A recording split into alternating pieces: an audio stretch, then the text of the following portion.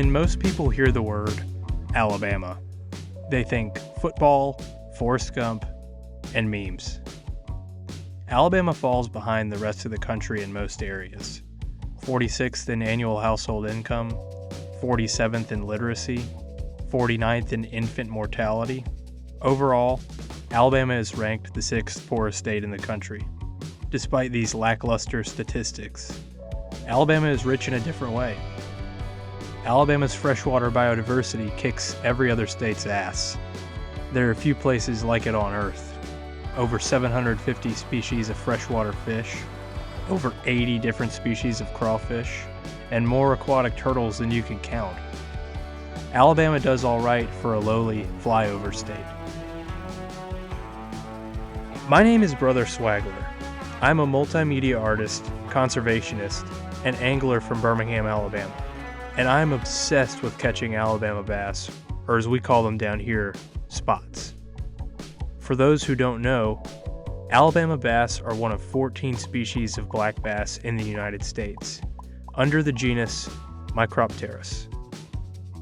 I talked with my friend and fishing buddy, Dr. Hank Hershey, a fisheries biologist and wildlife artist, to learn more about this unique game fish. I don't know if every biological feature is accurate, but it's pretty close. I just wanted to get that kind of like wintry color. They really do just turn this beautiful like ochre color in the wintertime. The Alabama bass was pretty recently described as a separate species from the spotted bass, or what some people call the Kentucky spotted bass. And the distinction is that, Kentucky spots come from the Mississippi River drainage. That's their native home. And then you've got Alabama bass, which are native only to the Mobile Basin, which includes all tributaries of the Mobile-Tensaw River Delta. It's sympatric with red-eye bass in most of its range. So red-eye is sort of the upland species, and Alabama bass are kind of this generalist that can live in reservoirs, big, wide, muddy rivers, little, tiny, rocky, clear water creeks. And I don't really know why that is, but that's how it is. And so the species is just everywhere. And for all intents and purposes, it's basically a smallmouth. I mean, it's got all the same features, gets about the same size, fights hard, eats terrestrials, eats crayfish, eats minnows, eats big minnows. The more you learn about Alabama, the more you love it. We just have so many little pockets, whereas you go out west and it's just vast ecoregions, like biomes for miles as far as you can see. And here you hop 15 miles from one drainage to another, and you're seeing longleaf pines in one and eastern hemlock in the other. It's like, how does that happen? Well, it's because of our geology and because somehow we've managed to hold on to some of that after decades and decades and decades of just trying to keep up with the Northeast economically.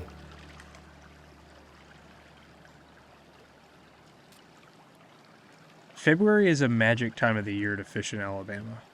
In my opinion, it's the best time to catch a trophy spotted bass on the fly. However, fishing trips rarely go as planned. Heavy rainfall, strong cold fronts, and tornado threats thwarted my prime fishing days. It was bad. So bad I almost canceled the trip entirely.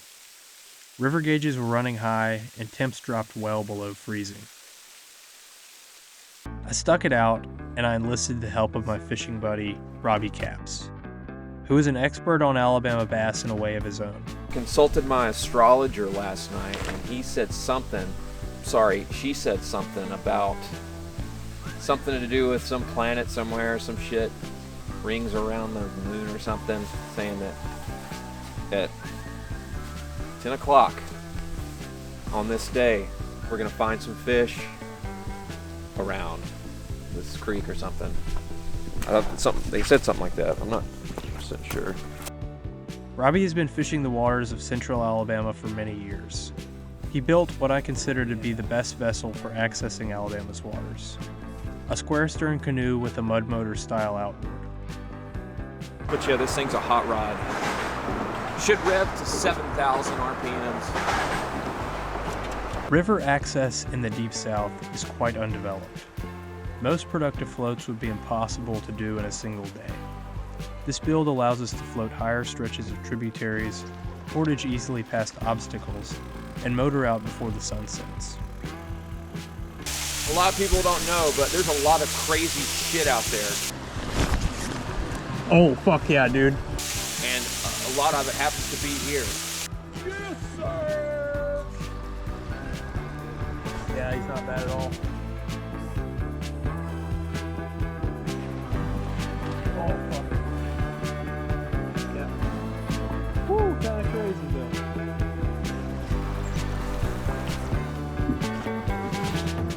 Out of here with these things. Oh, dude, this is the time of year! This is the time of the year, bro!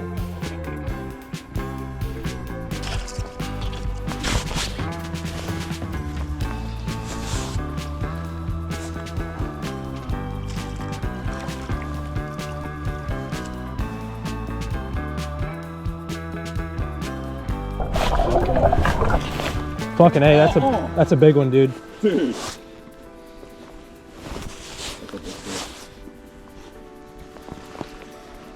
Holy fucking shit. Oh yeah, bro.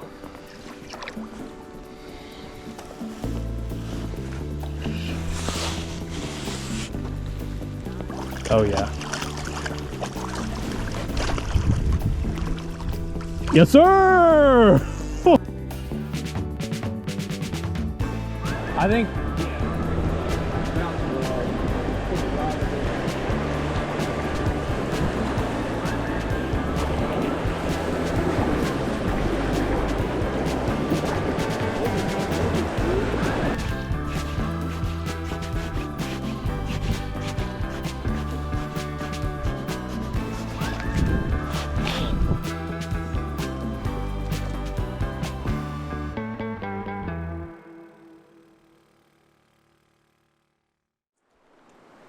the following day, and my last day in Alabama, came fast. I went and fished with my friend Justin on several miles of one of my all-time favorite rivers.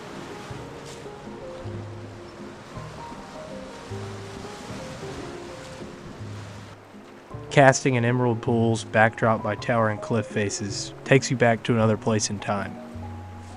Flows were perfect for rafting, and the fishing was fantastic. They're dadding, dude. They are eating crawdads. So cool.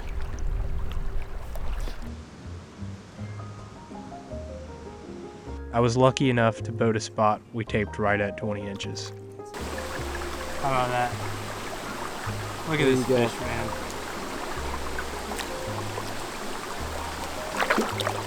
It was a perfect end to a week that was kind of up in the air. These rivers I call home are no less wild and scenic than rivers in other parts of the country. Why is Alabama so far behind on conservation and preservation of these special places? One of the best people to answer that question is none other than Nelson Brook, the Black Warrior Riverkeeper. The state of Alabama does not really care about protecting our natural resources as they are charged to do because they were given state primacy by the EPA back in the 1980s to regulate the Clean Water Act, the Clean Air Act, and other environmental statutes. This little nonprofit, we've got 5 staff and a bunch of volunteers, is dedicated to protecting and restoring the Black Warrior River and all of its tributaries. So there's a lot of pollution threats. All of Birmingham's industrial past flows out into the river system via tributaries. And we're dedicated to holding polluters accountable through the Clean Water Act and other statutes.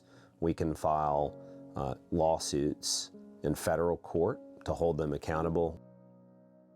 Sadly, that's what we often do. It's the most effective way for us to get pollution problems stopped and put plans in place to resolve whatever's going on so that everybody can have access to clean water and we can improve habitat for wildlife.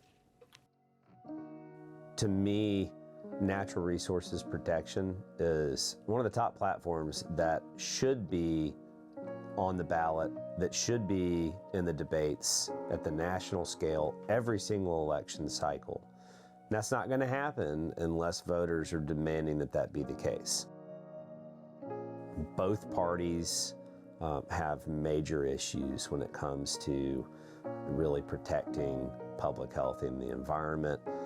Both parties are very sold out to corporate interests.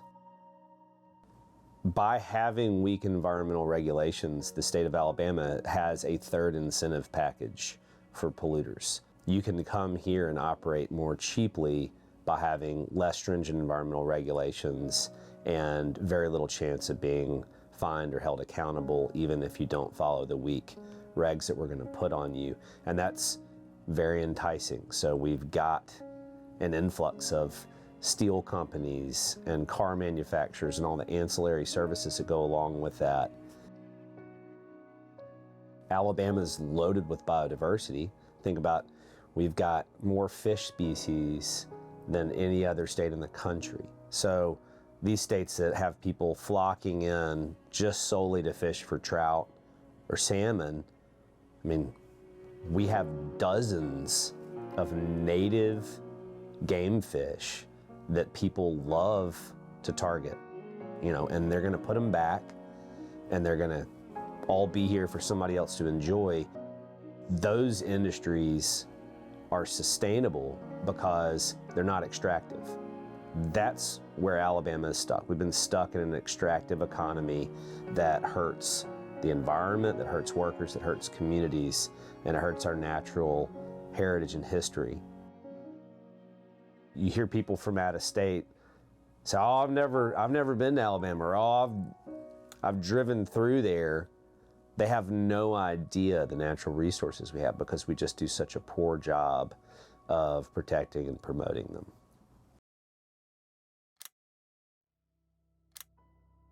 Alabama truly has the potential to be a world-class ecotourism destination if the state government works to get past the extractive and destructive nature of doing business in Alabama.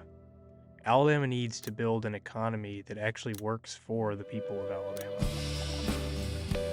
We need fresh water to live healthy lives, grow healthy food, and support the incredible biodiversity that Alabama has to offer. Alabama is special because of its waterways, plants and animals, and its unique geology. Not because of power plants, paper mills, and car manufacturers. If these industries were real economic drivers, maybe Alabama wouldn't be at the bottom of every list. The truth is, extractive economies rape the land, poison our water, and strip Alabama of everything valuable. When it's all dried up, the polluters will pack up their operations and leave the state's residents to foot the bill. There is a path forward. You just have to get on board. Get involved or donate to your local Riverkeeper today for cleaner water tomorrow.